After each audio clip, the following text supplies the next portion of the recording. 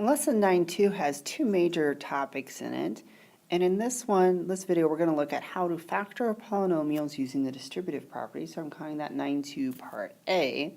That's also called factoring out the greatest common factor that we looked at in the last lesson. How can you determine how long a baseball will remain in the air? Nolan Ryan, the greatest strikeout pitcher in the history of baseball, had a fast ball clocked at 98 miles per hour, or about 151 feet per second. If he threw a ball directly upward with the same velocity, the height h of the ball in feet above the point at which he released could be modeled by the formula h equals 151t minus 16t squared, where t is the time in seconds. You can use factoring and the zero product property to determine how long the ball will remain in the air before returning to his glove. In Chapter 8, you use the distributive property to multiply a polynomial by a monomial. So we could take 2a times 6a plus 8, and we had 12a squared plus 16a. You can reverse this process to express a polynomial as a product of a monomial factor and a polynomial factor. So you could divide out the greatest common factor, in this case is 2a, and we get a factored form of 2a times 6a plus 8. Factoring a polynomial means to find its completely factored form.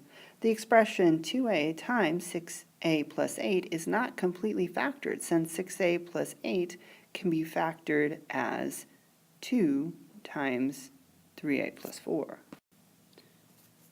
These directions say use the distributive property to factor. Other books will use the directions factor out the greatest common factor. I kind of like that better. The greatest common factor of 15 and 25 is 5, and then for the variables, the most I can take out is an x.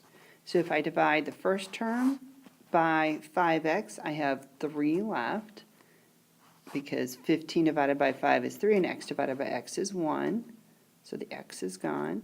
And 25 divided by 5 is 5. X squared divided by x is x. Okay, that is actually my answer.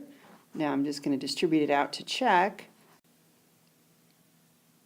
So I'll have 15x plus 25x squared. That's what I started with, so that's good. And there's no extra common factor in either term, so my final answer is 5x times 3 plus 5x. Now the greatest common factor, I can take it all 3 terms this time. For the number part, it looks like 6. Then the lowest exponent I have for x is just x, and the lowest exponent I have for y is y. So I'm going to divide each term by 6xy.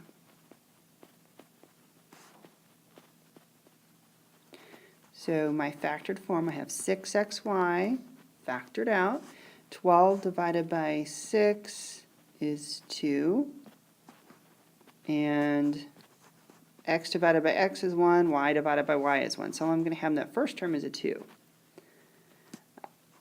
24 divided by 6 is 4, x divided by x is 1, y squared divided by y is y.